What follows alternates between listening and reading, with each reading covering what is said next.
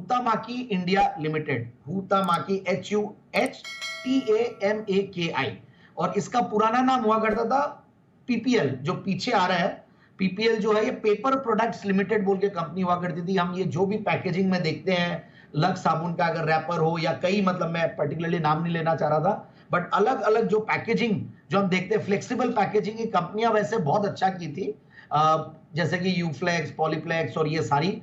ये कंपनी उस जो दौरान में जो वो कंपनियों ने किया, ये पार्ट नहीं ले पाई। कोरोना के बाद जो एक जबरदस्त वहां पे ग्रोथ दिखा। ये कंपनी वैसे देखिए एक बहुत बड़ी पेडिग्री वाली कंपनी है, 1935 से ये कंपनी कार्यरत है, और ये कंपनी लार्जेस्ट मैन्युफैक्चरर है फिनिश्ड फ्लेक्सिबल पैकेजिंग का। और देखिए इन टर्म्स ऑफ वॉल्यूम, मतलब Africa, India, Asia Pacific excluding Japan, तो मैं इनका जो देख रहा था, और इतनी पुरानी कंपनी, और हुतामाकी एक बहुत स्ट्रॉन्ग पेरेंटेज है। और ये कंपनी 1999 में इनफैक्ट ये ग्रुप ने इस कंपनी को टेक ओवर किया, और उसके बाद से ये कंपनी गजब का कर रही है। और बाद में कंपनी ने बहुत सारे एक्विजिशंस भी किए हैं, छोटी छोटी कंपनियों को ये लोग टेक ओवर करते हैं, स्लम सेल, ये वो, ये सब में, जैसे कि मोहन मुथा पॉलिटेक है, और भी 3-4 नाम है, जैसा कि इन सबको इन्होंने टेक ओवर किया।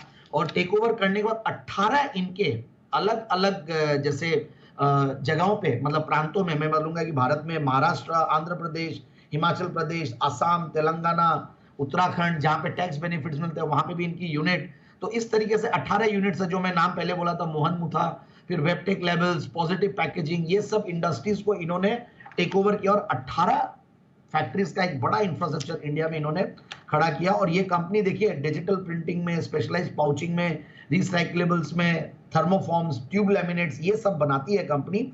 और कंपनी एक तरीके से मैं बोलूंगा कि टर्न अराउंड केस है, मतलब अब 52 वीक हाइज अपना क्रॉस किया है, 240 का एक इनका 52 वीक हाइज था, और आज क्रॉस किया है। जनरली मैं स्टॉक लाता हूं, ये स्टॉक को मुझे लाना चाहिए था 180 से लेकर 200 के बीच में, बट मैं क्वार्टरली रिजल्ट्स का वेट कर रहा था, मैं रिजल्ट्स अच्छे से आ जाए उसके बाद इस स्टॉक को प्रेजेंट किया जाए, तो ये एक रीजन था।